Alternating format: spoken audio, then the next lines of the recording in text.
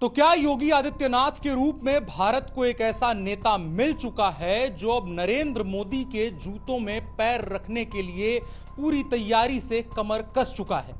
योगी आदित्यनाथ उत्तर प्रदेश के मुख्यमंत्री हैं, लेकिन उनके जो भी एक्शन होते हैं उसकी चर्चा न सिर्फ उत्तर प्रदेश, न सिर्फ भारत, बल्कि भारत के बाहर तक होती है। आपने कई मौकों पर देखा होगा, पाकिस्तान समेत अमेरिका और अमेरिका के अलावा भी कई देशों में योगी आदित्यनाथ की चर्चाएं अलग अलग पहलुओं में होती रही हैं। अब आज हम इस तरह की बात क्यों कर रहे हैं?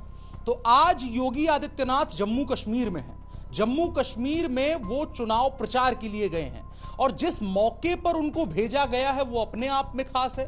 और आज योगी आदित्यनाथ के भाषण से हम कुछ की पॉइंट्स ऐसे निकाल करके लेके आए हैं जो इंडिकेट ये कर रहा है कि अभी तो वो बतौर मुख्यमंत्री बोल रहे हैं, लेकिन अगर ऐसे ही बोलते रहे तो योगी आदित्यनाथ आगे चल करके भारत के वो सबसे बड़े जो माउथ पीस कहा जाता है कि भारत का पक्ष रखने का सबसे सशक्त जो नेता होता है, जो अभी नरेंद्र मोदी हैं, आगे चल करके योगी आदित्यनाथ उन जूतों में अपने पैर को फिट कर सकते हैं। आपको हम उस भाषण से निकाले गए कुछ बिंदु बताएंगे और साथ ही साथ उस पूरी कहानी में भी आपको पीछे लेकर के चलेंगे जिसमें 4 जून 2024 के बाद जब चुनावी नतीजे आए तो कहा गया कि योगी आदित्यनाथ का कद अब छोटा होने जा रहा है।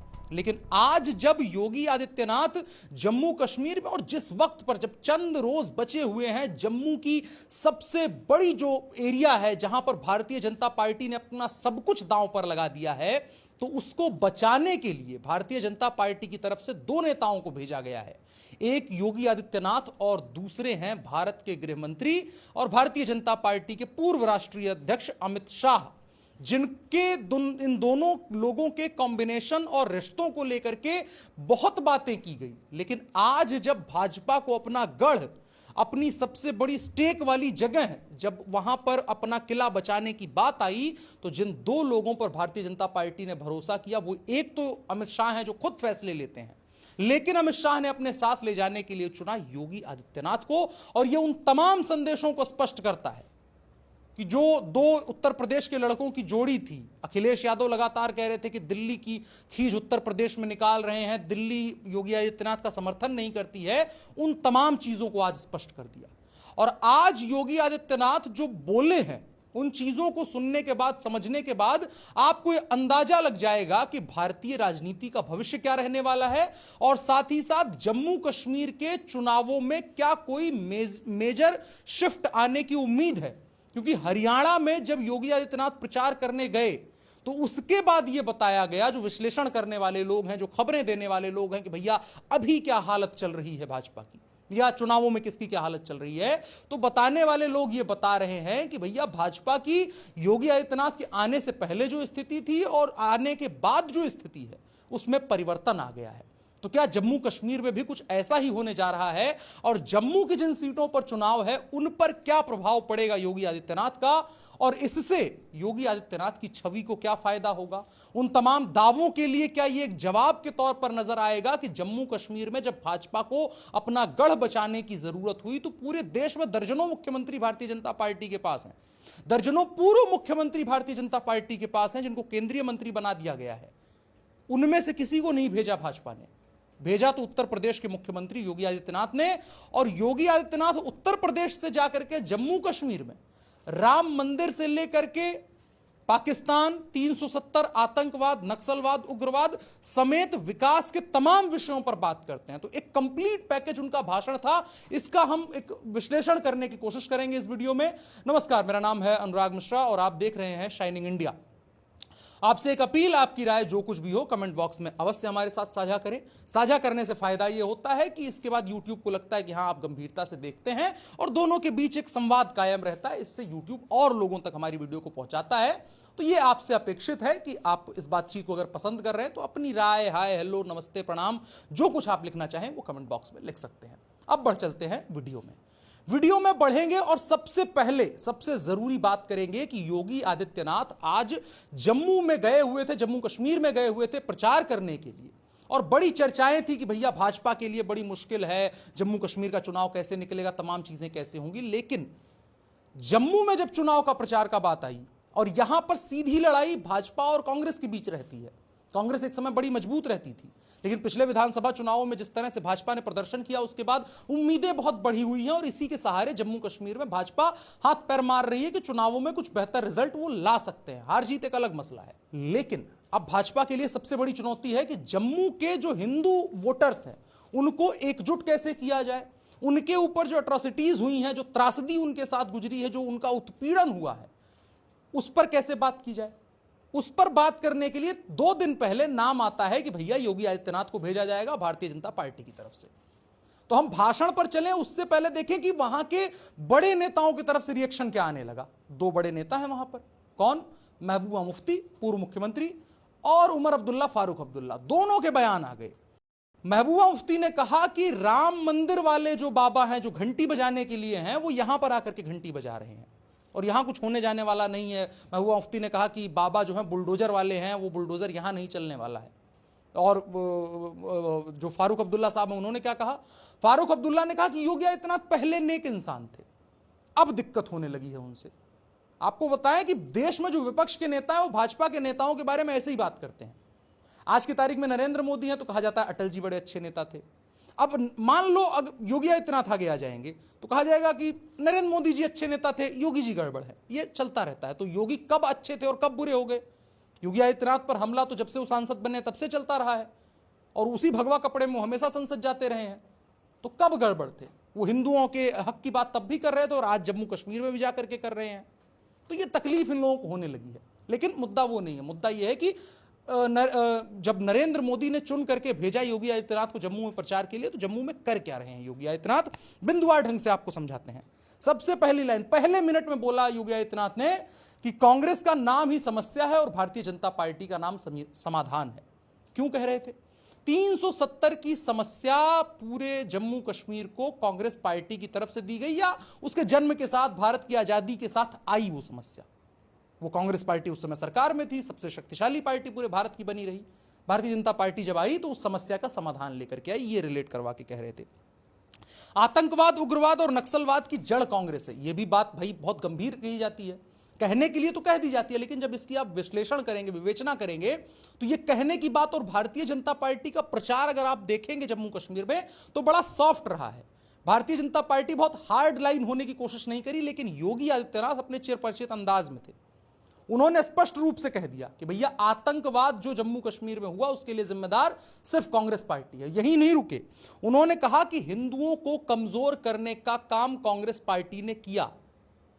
पूरे जम्मू कश्मीर चुनाव में इस तरह की बात भारतीय जनता पार्टी की तरफ से नहीं की गई और इसीलिए योगी आदित्यनाथ पर भारतीय जनता पार्टी भरोसा करती है कि वो वन लाइनर देने में मशहूर हैं। वन लाइनर जो देते हैं वो बड़े तगड़े होते हैं। इससे पहले इन्होंने दिया था जो बटेंगे तो कटेंगे वाला, किस तरह से पूरे राष्ट्रीय स्तर पर उसकी चर्चा हुई। अब यहां पर जाकर के ये कह रहे हैं, उन्होंने मजहबी उन्माद को कोढ़ कहते हुए कहा कि इसके लिए जिम्मेदार कांग्रेस है।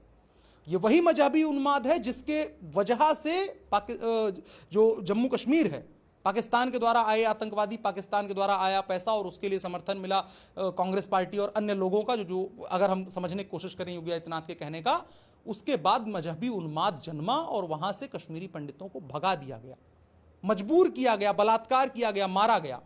पूरे चुनाव में इसकी बात उस ढंग से नहीं की गई। 370 की बात उस ढंग से नहीं की गई। विकास की बातें हुई, तमाम चीजें हुई, लेकिन 370 को पहले बिंदु में ला करके नहीं रखा गया। लेकिन योगी आदित्यनाथ ने अपने भाषण में पहले बिंदु में इन तमाम विषयों का जिक्र कर दिया। अब इसका प्रभाव क्या रहने वाला है? इसका प्रभाव यह रहने वाला है कि जो जम्मू क्षेत्र है वो हिंदू बहुल क्षेत्र है, हिंदू इन्फ्लुएंस वाला क्षेत्र है। और जब इस तरह की बात कोई नेता उन क्षेत्रों में जाकर के करता है, उसके बाद वहां के वोटर्स के अंदर आता है कॉन्फिडेंस। और जम्मू में सबसे ज्यादा जो जरूरत है वोटर्स को, वो जरूरत है कॉन्फिडेंस की। और उस कॉन्फिडेंस को देने का काम भारतीय जनता पार्टी ने योगी आदित्यनाथ के जरिए किया है उन वोटर्स को। और यकीन मतलब एक यकीनी तौर पर कहा जा सकता है कि जो योगी आदित्यनाथ वहां पर बोल रहे हैं उसके बाद वोटर्स के बीच एक वैलिडेशन आएगा कि हां भाई कोई नेता है जो हमारे बारे में बात करता है।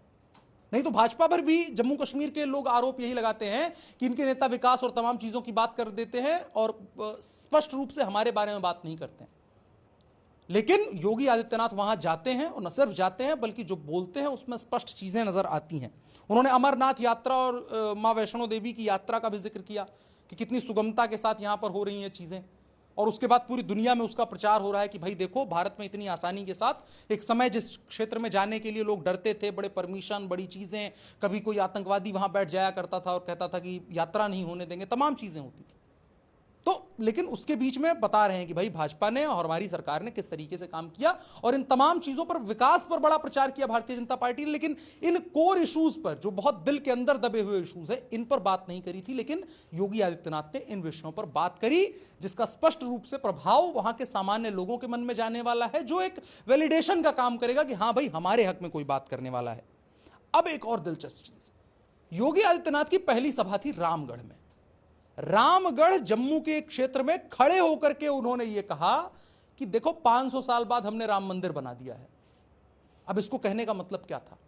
इसको कहने का मतलब था कि जम्मू के लोगों, आपके पास एक ऐसी लीडरशिप आ रही है, वोट मांगने के लिए, आपसे बात करने के लिए एक ऐसी लीडरशिप आ रही है जिसके अंदर वो क्षमता है जो 500 वर्षों में आए अन्यान्य राजाओं और शक्ति संपन्न लोगों और ताकतवर लोगों, जिनके अंदर ऐसे लोग तमाम आए, लेकिन उनके अंदर इस बात की क्षमता, नैतिक साहस और वो हृदय नहीं था कि वो इस समस्या का हल कर सके। तो आप इस बात की गंभीरता को समझिए कि योगी आदित्यनाथ जम्मू कश्मीर में खड़े होकर के राम मंदिर के माध्यम से यह बात स्पष्ट कर रहे हैं कि आपके सामने एक ऐसी लीडरशिप है। यह अपने आप में एक बहुत दिलचस्प ढंग से कहा जाने वाली चीज है कि राम मंदिर को बनवाने वाली लीडरशिप आपके सामने है। 500 साल में जो काम नहीं हुआ वो हमने करके दिखाया है। तो ये 370 वगैरह तो अभी 60-70 साल की समस्याएं हैं, इसको चुटकी में खत्म करेंगे। और जो आतंकवाद है 50-60-70 साल का, उसको भी खत्म करना हमारे लिए कोई बहुत बड़ा विषय नहीं है। एक बार आप केवल सरकार हमको दे करके देखिए।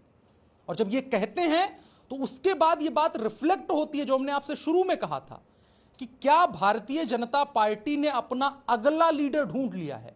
अखिलेश यादव जी उत्तर प्रदेश में ही ढूंढते रह गए, राष्ट्रीय पार्टी बनने का सपना सपना ही रह गया। कांग्रेस पार्टी की तरफ से हरियाणा तक में सीटें नहीं दी गई, तो जम्मू कश्मीर तो बड़ी दूर की बात है।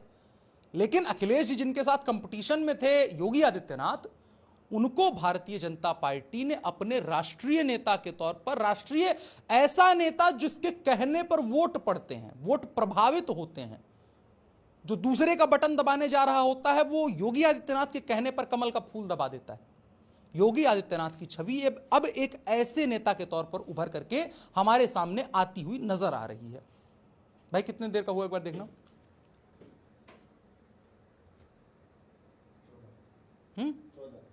अरे यार चलो 2-3 मिनट में खत्म करते हैं।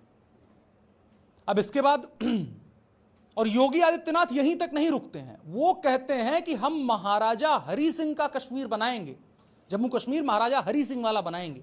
अब महाराजा हरि सिंह से कहने का क्या तात्पर्य है, इसके निहितार्थ क्या है, यह बहुत गंभीर है। महाराजा हरि सिंह को अगर आप याद करेंगे तो उनका शासन काबुल तक हुआ, तो पाकिस्तान छोड़िए, काबुल तक की बात योगी आदित्यनाथ कर रहे हैं। और यह कहने की हिम्मत इस समय निर्विवाद रूप से, कई नेता, बड़े नेता हैं, अब प्रधानमंत्री इस तरह की बात नहीं कर सकते हैं क्योंकि उनकी अपनी गरिमाएं हैं, पद की एक चीजें होती हैं कि नहीं कह सकते, लेकिन योगी आदित्यनाथ भी किसी कम गरिमामयी पद पर नहीं है और कम जिम्मेदारी वाले पद पर नहीं है। लेकिन उसके बावजूद वो कह रहे हैं कि जम्मू कश्मीर के लोगों, अभी लड़ाई सिर्फ इसकी और पीओके की नहीं है, हम काबुल तक जाने वाले हैं।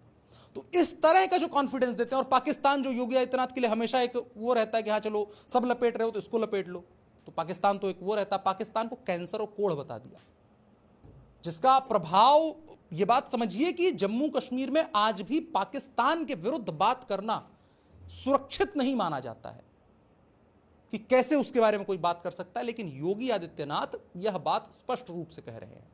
पाकिस्तान को उन्होंने स्पष्ट रूप से कह दिया कि 1990 का भारत नहीं है, ये वो भारत नहीं है जिसमें तुम्हारे भेजे हुए लोग यहां की पॉलिटिकल पार्टीज का एजेंडा फुलफिल करेंगे और उसके हिसाब से यहां एजेंडा बनेगा। ये नया भारत है, ये नरेंद्र मोदी वाला भारत है। और ये चीजें कहते हुए योगी आदित्यनाथ बार बार उसमें नरेंद्र मोदी का जिक्र कर रहे थे।